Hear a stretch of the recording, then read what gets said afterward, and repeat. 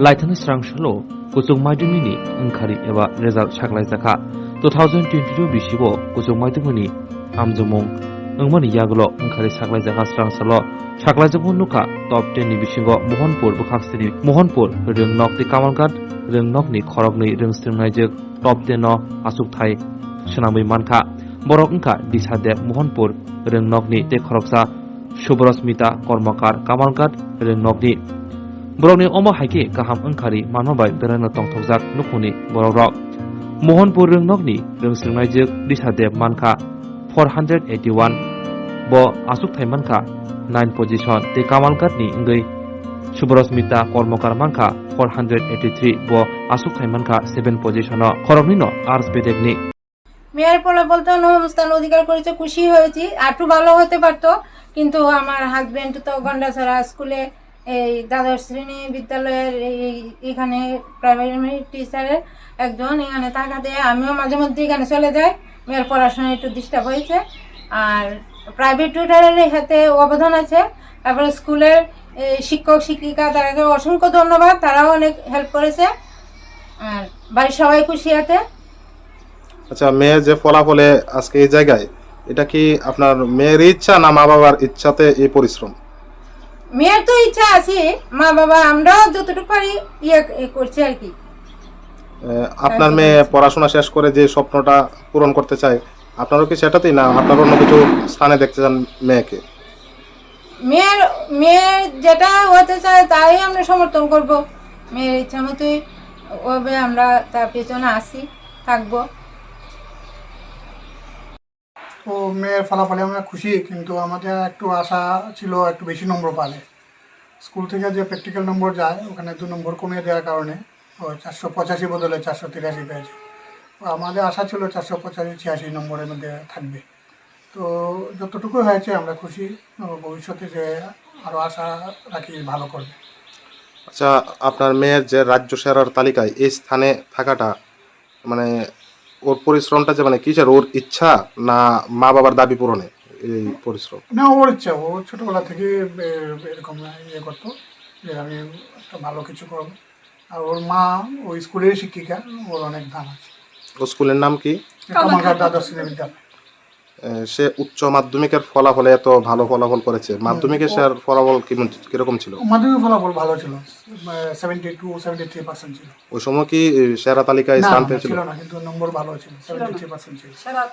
Science group আমি খুব ছিলাম, মানে উইক ছিলাম আর কি, তো 73% পেয়েছিল তখন। সায়েন্স গ্রুপে। তাহলে কি মানে বিজ্ঞান বিভাগ নিয়ে তুমি পড়াশোনা করেছিলে? না, আমি আর্টস নিয়ে পড়েছি। তারপর মাধ্যমিকের পর আমি আর্টস নিয়ে পড়েছি। আপনার নাম? আমার নাম সন্তোষ কর্মকার।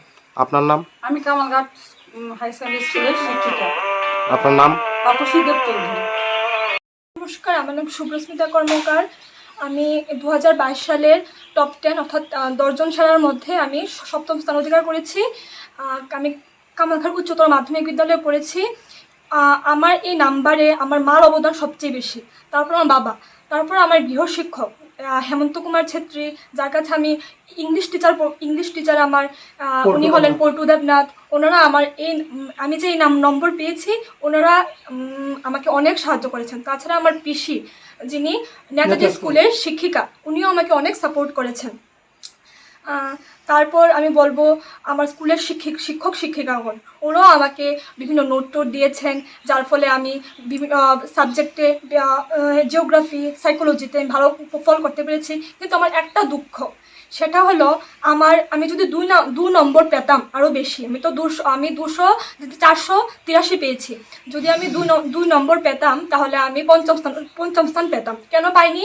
আমার স্কুলের শিক্ষিকা সাইকোলজি ম্যাম, উনি আমাকে প্র্যাকটিক্যালে যেটা স্কুল থেকে যায় সেটার মধ্যে উনি আমাকে 2 নম্বর কমিয়ে দিয়েছেন। এর ফলে আমি পঞ্চম স্থান পেতে পারিনি।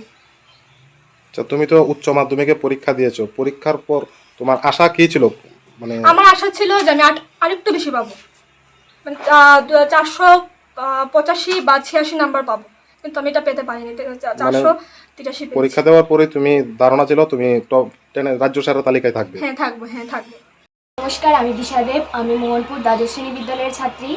আর 2022 সালের রেজাল্ট যে আউট হয়েছে, এটার মধ্যে আমি নবম স্থান অধিকার করেছি। আর এটার মধ্যে আমার মা বাবার অবদান সবচেয়ে বেশি, আমার বোনেরও অবদান ছিল। আর আমার প্রাইভেট টিউটর যারা ছিল তারাও আমার সাহায্য করেছে। আর স্কুলের টিচার তারাও আমার অনেক সাহায্য করেছে। তার জন্য আমি পড়তে পেরেছি। তুমি কোন বিভাগের ছাত্রী ছিলে? আমি কলা বিভাগের। তো এত ভালো রেজাল্ট করেছে, এখন তোমার স্বপ্ন কি? আগামী দিনে কি হতে চাও, কি নিয়ে পড়াশোনা করতে তো চাও? ইংলিশ অনার্স নিয়ে পড়তে চাই হোলি ক্রস কলেজে। পড়াশোনা শেষে কি হতে চাও? তোমার ইচ্ছাটা কি? আমার ইচ্ছা আমি একজন প্রফেসর হতে চাই। তোমার এই রকম ফলাফল নিয়ে তোমার পরিবারে তারা মানে কিরকম খুশি, এটা নিয়ে কি বলবে? তারা তো খুব খুশি, মা বাবা খুব খুশি, তারপর সবাই খুব খুশি। নবম স্থান পেয়েছো, আশা কি এই ছিল না আরো অন্যরকম ছিল, আরো ভালো হবে? আরো ভালো হতে পারতো, কিন্তু নবম স্থান অধিকার করেছি, তাতেও আমি খুব খুশি।